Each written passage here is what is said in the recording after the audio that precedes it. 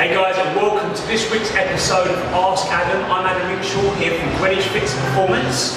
Okay, let's go over right in. We've got 3 great questions again this week, one on training, one on nutrition, and one on motivation. So the first question comes from Jabir. His question is, hi Adam, I'm an amateur boxer, 6 foot, 56 kilos, and I want to know how to gain strength and power without affecting my hand speed. What type of exercise will I need with reps and sets and rest times between sets? Thank you. Well, for this one, I had to speak to our expert training coach, Shahbaz Hassan.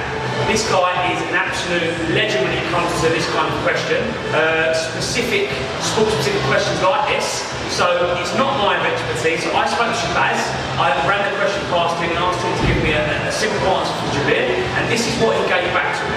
Okay? He said, hi Jabir, hand speed is a neuromuscular attribute, meaning that how fast your hands move depends on how quickly your nervous system sends a message to your muscles to initiate a punch. Increased strength and power is not going to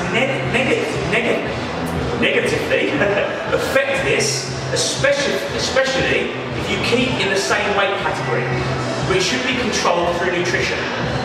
What it will allow you to do is punch harder. With regards to training exercises, keep it very simple. Such things as back squats, Romanian deadlifts, weighted press-ups and weighted chin-ups would be a good starting point.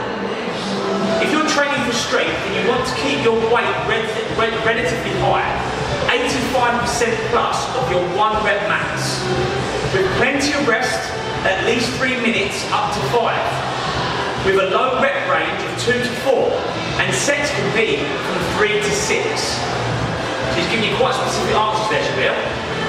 Regards to power, you should use exercises where you have to move fast, such as box squats, box jumps, and Olympic lifting derivatives.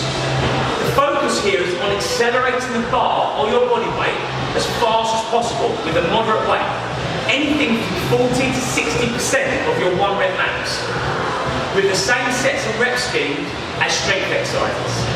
There you go, Shabir, a very detailed explanation and example of your question and answer there for you from Shahbaz Hassan. You can get in touch with Shahbaz here at Greenwich Fitness Performance. Just send me an email. He's a phenomenal coach and trainer, worked with tons of athletes over the years.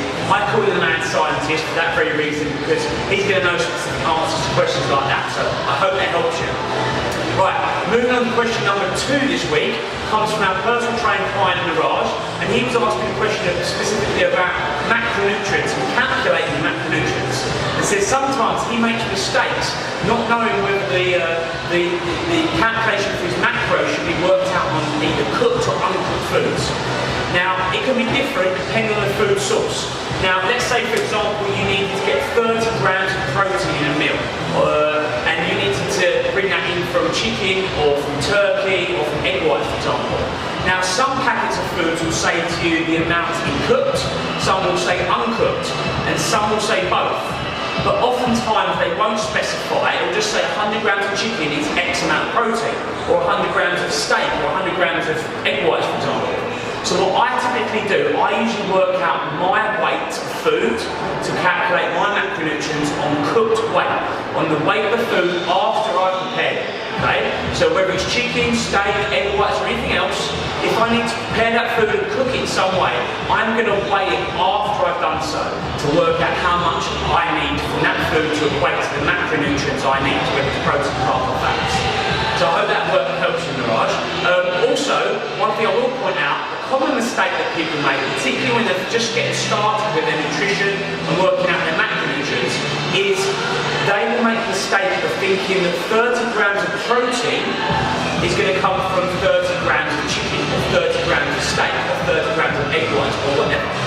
When in fact, you need 30 grams of protein, but that needs to come from X amount of the food source, either chicken, steak, egg whites, or whatever. Okay, you equate to that 30 grams. So don't make the mistake of thinking that 30 grams of chicken, or 30 grams of meat, or 30 grams of egg whites, or whatever, is going to equate to 30 grams of protein. Yes, that is a source of protein, but you need to work out, based on 100 grams, how many grams of protein per 100 grams of that food, and then work out how much of that food you need to equate to that 30 grams or whatever the recommended amount is for you. Try and get to it. Okay, that's the key distinction. So a lot of people make that mistake. They think 100 grams or 50 grams of potato equals 50 grams of carbohydrates. That's not the case. So you want to get clear with that. Our final question today comes from our actual apprentice here, our trainee CJ, and he asked me, Adam, how do you get motivated to train in the morning? Okay, and a lot of people ask the question. They say to me, when that alarm goes off, it's 5 AM and it's dark, and it's wet, it's cold out. How do you get motivated to jump out of bed, hit the gym, and train first thing in the morning? And that's a great question. And the answer is, you need to set yourself up for success. You need to set things up that support you and that are going to increase the chances of you following through. So if you wake up in the morning and your alarm goes off, first thing I would say, don't hit the snooze button. Never snooze. The worst thing you can do, okay? You're going to feel 10 times worse in 5 to 10 minutes trying to get yourself up than you are if you just wake up immediately, hit the road running, okay?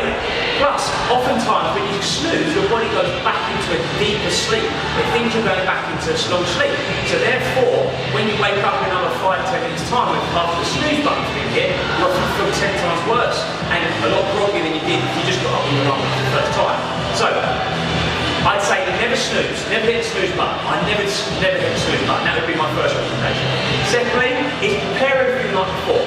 Get your bag ready, get your clothes ready, get your breakfast ready. Get everything ready the night before so you're ready to just hit the road running, grab your bag, eat your breakfast.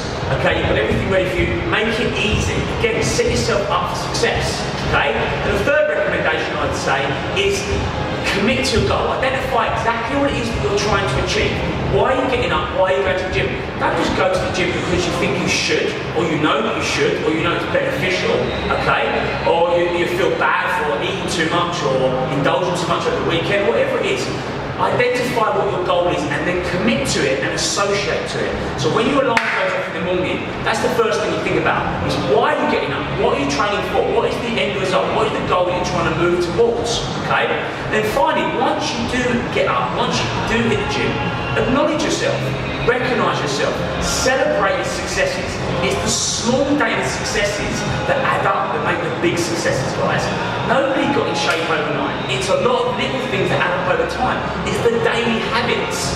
So once you've done that for a period of time, then you're going to create a habit and reinforce it through repetition, and then getting up feels easy, it's natural, because it's automatic, it's something you've done for a period of time.